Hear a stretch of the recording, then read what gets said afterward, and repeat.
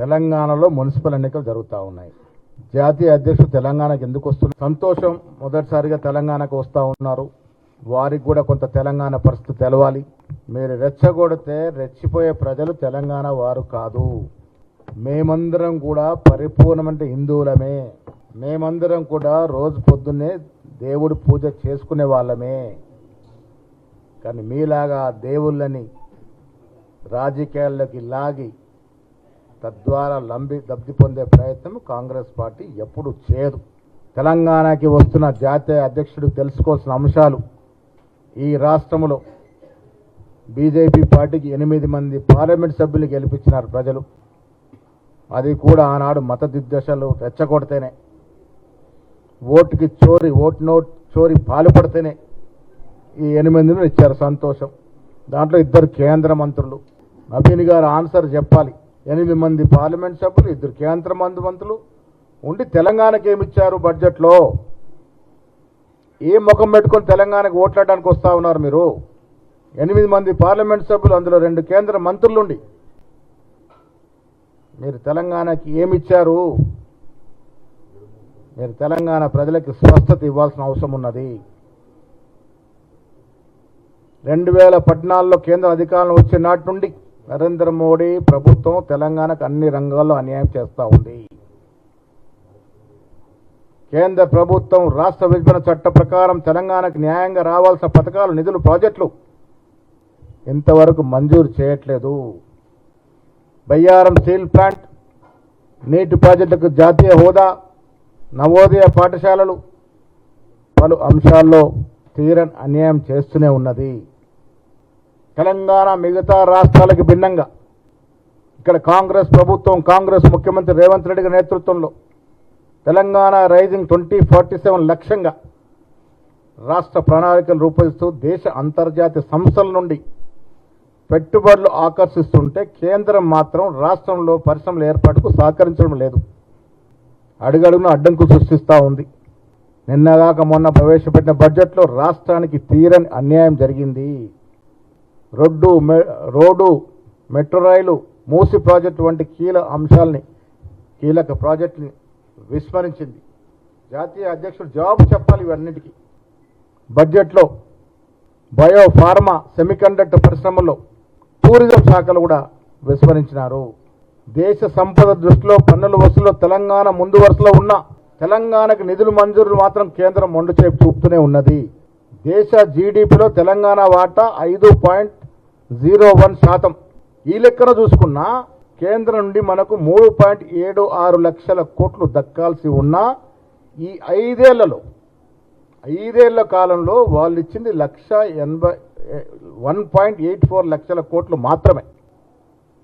GST వసూళ్లు తెలంగాణ 5 ఏళ్లలో 4.3 లక్షల కోట్లు కేంద్రానికి ఇస్తే కేంద్రం మనకు తిరిగి ఇచ్చింది 3.76 లక్షల కోట్లు మాత్రమే. దానిలో దాదాపు 30% కోత పెట్టారు. కేంద్రంలో ఉన్నటువంటి బీజేపీ ప్రభుత్వం సమైక్య స్ఫూర్తికి విరుద్ధంగా రాష్ట్రాల మధ్యన సమన్వయంతో కల్పించాల్సినటువంటి కేంద్ర ప్రభుత్వం ఉత్తరాది రాష్ట్రాలకి మాత్రం పెద్దపీట వేస్తూ దక్షిణాది రాష్ట్రాలకు అన్యాయం చేస్తూ ఉంది. ఈ భవిష్యత్తులో ఇది ప్రమాదకరమైన అంశంగా ఎదిగే అవకాశం ఉంది.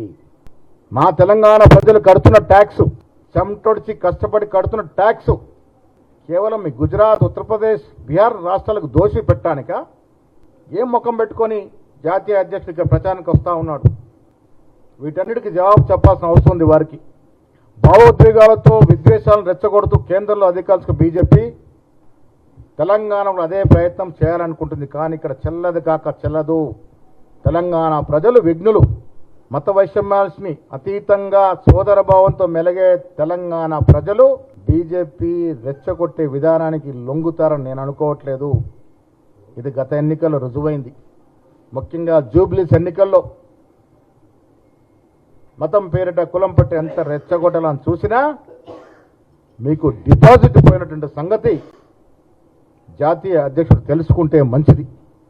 అది కూడా కిషన్ రెడ్డి గారి పార్లమెంట్ స్థానంలో జరిగినటువంటి ఎన్నికల్లో కేంద్రంలో మంత్రివర్గంలో ప్రాతివస్తున్న కిషన్ రెడ్డి పార్లమెంటు స్థానంలో జరిగిన ఎన్నికల్లో డిపాజిట్ పోయిన సంగతి నబీన్ గారు తెలుసుకుంటే మంచిదనే మాట కూడా ఈ సందర్భంగా నేను మనవి చేస్తా ఉన్నాను. తెలంగాణలో అత్యధికంగా బీసీలు ఉన్నారు. 56.7% బీసీలున్న ఈ రాష్ట్రానికి మీరు వస్తున్న వేళ తెలంగాణ ప్రభుత్వం రేవంత్ రెడ్డి నేతృత్వంలో 2 చట్టాలు తీసుకొచ్చింది. ఉద్యోగ అవకాశాల కోసం, విద్యా అవకాశాల కోసం 2 చట్టాలని గవర్నర్ ఎందుకు తొక్కిపెట్టిండో నబీన్ గారు జవాబు చెప్పాలి తెలంగాణ బీసీ ప్రజానికానికి. బడుగు బలేని వర్గాలకి బీజేపీ పుట్టుకతోనే వ్యతిరేకము. తనకు తాను బీసీ అని చెప్పుకునే మోడీ తెలంగాణ తీసుకొచ్చిన 2 బీసీ అనుకూల చట్టాలని, ఒక ఆర్డినెన్స్ని గవర్నర్ వద్ద ఎందుకు పెండింగ్లో పెట్టినారో అది మొదటగా బీసీ జనానికి జవాబు చెప్పి మీరు ఎన్నికల ప్రచారంలో పాల్గొంటే బాగుంటుందని కూడా ఈ సందర్భంగా నేను మనవి చేస్తా ఉన్నాను. కేంద్రంలో సామాన్యుడికి నిధుల కోత ఏ రకంగా పెడుతుందో ఒక్కసారి అర్థం చేసుకోవాలి. సెంటర్ స్పాన్సర్డ్ స్కీములు 20 ఉంటే 17 స్కీములకి నిధులు కొరత పెట్టారు. అంటే బీదవాడు బతకకూడదా? బీదవాడికి ఫలాలు అందించే ఈ స్కీముల్ని క్రమేణా కోతలు పెడుతూ ఎత్తేసే ప్రయత్నాలు చేస్తూ ఉన్నారు. దాంట్లో భాగంగానే మన్రేగాకి నిధుల కోత పెట్టి గాంధీ మాత్రం పేరు తొలగించి దాన్ని ఎత్తేసే ప్రయత్నం చేస్తూ ఉన్నారు. మహిళలకి ఈ బడ్జెట్లో దేశవ్యాప్తంగా 90,000 కోట్ల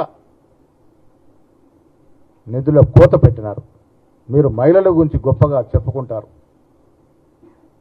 ఇంత జనాభా ఉన్న బీసీలకి దేశవ్యాప్తంగా మీరు ఇచ్చింది ఏందయ్యా అంటే 13,600 కోట్లు పిప్పర్మెంట్లు చాక్లెట్ లాగా ఇచ్చి మీరు బీసీలని ఏ రకంగా మోసం చేస్తూ ఉన్నారో బీసీ ప్రజలు గ్రహిస్తూ ఉన్నారు.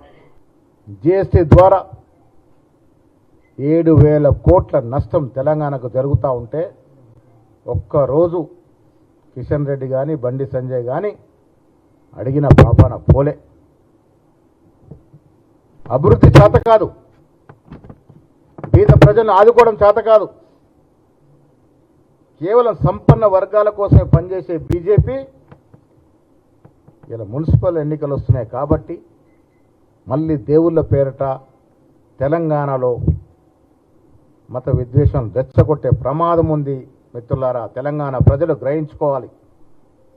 నబీన్లు మొబీన్లు వచ్చి దేవుళ్ళ పేర్లు జపించి మన మధ్య చిచ్చుపెట్టి ఓట్లు దండుకునే ప్రయత్నం చేస్తారు.